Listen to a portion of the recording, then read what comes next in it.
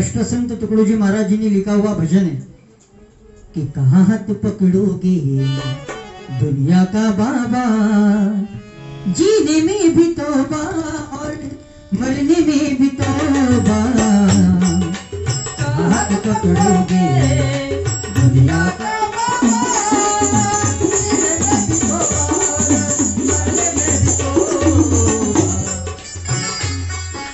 आज जीवन में आदमी के पास सब कुछ है, लेकिन फिर भी आदमी परेशान है। सब कुछ होने के बावजूद भी आज जीवन में दो बातों का अभाव दिखता है। एक तो चेहरे पर हंसी और दूसरी जीवन की खुशी। ये दोनों चीजें आज आदमी के जीवन से गायब हो रही है। तो हम जिंदगी कैसी जिए, इसके लिए इस देश में संत महापुरुषों ने हमें समझाने की कोशिश की। संत कबीर ने लिखा, कबीरा जब हम पैदा हुए जग हंसे हम रोए, पर ऐसी करनी कुछ कर चलो कि हम हंसे जग रोए। हमारी जिंदगी से इस विश्व का कल्याण हो, हमारी इस जिंदगी से लोगों का कल्याण हो, यही सही मायने में जीवन है। लेकिन इतना होने के बावजूद भी आज आदमी दुखी दिखता है, परेशान दिखता है, और उसके परेशानी का कारण बहुत छोटा सा है कि लोग क्या कहेंगे। लोग तो कुछ भी कह सकते हैं, सबसे बड़ा रोग क्या कहेंगे लोग। जैसे एक आदमी अगर जल्दी गुजर गया, एक आदमी अगर जल्दी उसकी अगर मौत हो गई, तो लोग कहते हैं इतने जल्दी कैसे मर गया।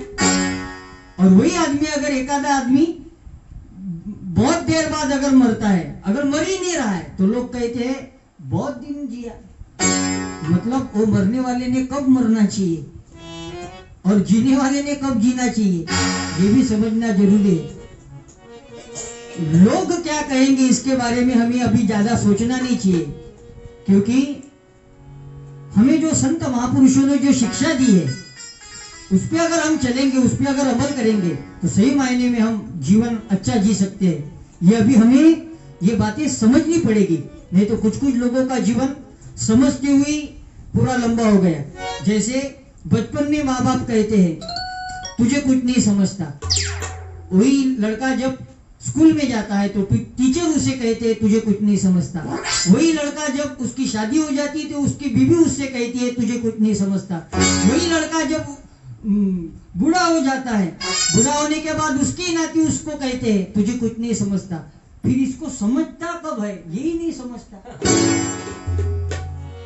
इसलिए राष्ट्र संत तुकडोजी महाराज जी ने भजन के माध्यम से हमें समझाया कि ऐसे जमाने को किसने बनाया, मुझको है लगता यही पर है माया, मुझको है लगता यही पर है माया। ऐसे जमाने को किसने बनाया, मुझको तो लगता यही पर है माया। टुकड़ा कहीं उनको तीरथ ना काबा, जीने में भी तौबा और मरने में भी तौबा। हाथ पकड़ोगे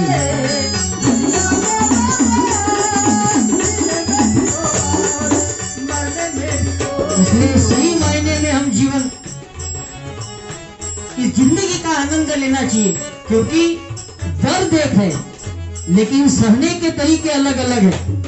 बात एक है लेकिन कहने के तरीके अलग अलग है। मौत एक है लेकिन मरने के तरीके अलग अलग है। जिंदगी एक है, जीने के तरीके अलग अलग है। इसलिए मेरी आपसे गुजारिश है, प्रार्थना है, इन संत महापुरुषों के विचारों पे अमल करके, इनकी शिक्षा ग्रहण करके इस जीवन को सुंदर बनाए, अच्छा बनाए। धन्यवाद।